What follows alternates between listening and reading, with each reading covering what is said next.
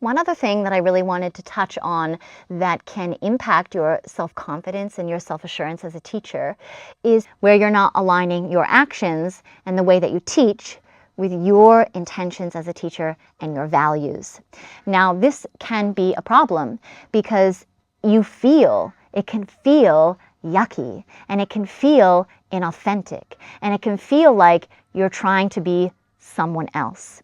Now, this is where I find it's really, really important to take some time to reflect on what your intentions are as a teacher. Why do you teach? What motivates you to teach? What drives you to teach? What do you feel like is the purpose of you teaching?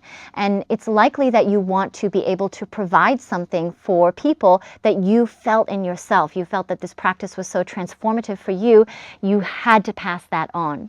So looking at your intentions, looking at your values as a teacher, and then looking at the way that you actually teach and taking time to really truly reflect on whether or not the way that you're teaching is in alignment with your intentions and values, or are they missing the mark? Are they misaligning? Now, there are so many different directions that you can take as a teacher, so many different styles and so many different ways of doing things. And there are also so many different ways of teaching that studio owners would like you to do, okay? So I acknowledge, as a previous studio owner of 5 years, I acknowledge that there are specific things that studio owners would like their teachers to do or not do, and things that, they have a vision for the studio, and they have a particular way of doing things a lot of times that will align with that vision. So I do understand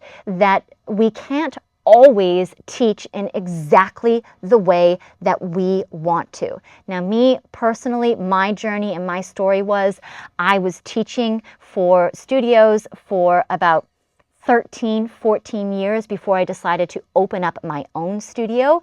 And I really wanted to focus on certain things that were not going to be boxed in by a studio. Now, I was very lucky that the place where I taught was very happy for me to explore and teach in a way that really aligned with most of my values as a teacher and most of my intentions. But I really felt that I couldn't do that fully until I stepped out on my own. And that was one of the biggest motivating factors for me to open up a yoga studio. Now, I'm not saying that that's the only way to do it or that is even necessary.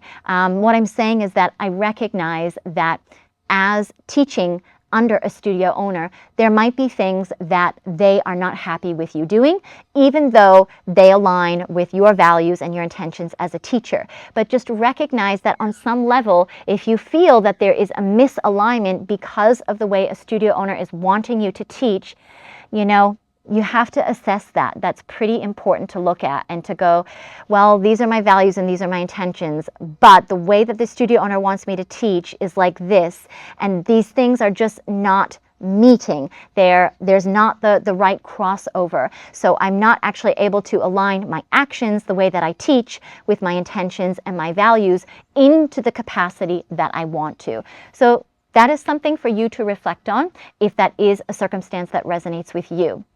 However, if you are not in that circumstance, then you have a lot of freedom to be able to really look at how can I shift and change and start to integrate into my teaching ways of teaching that really truly authentically align with me, with my values, with my intentions. Because if you're not aligning, then that can feel, as I said already, kind of yucky.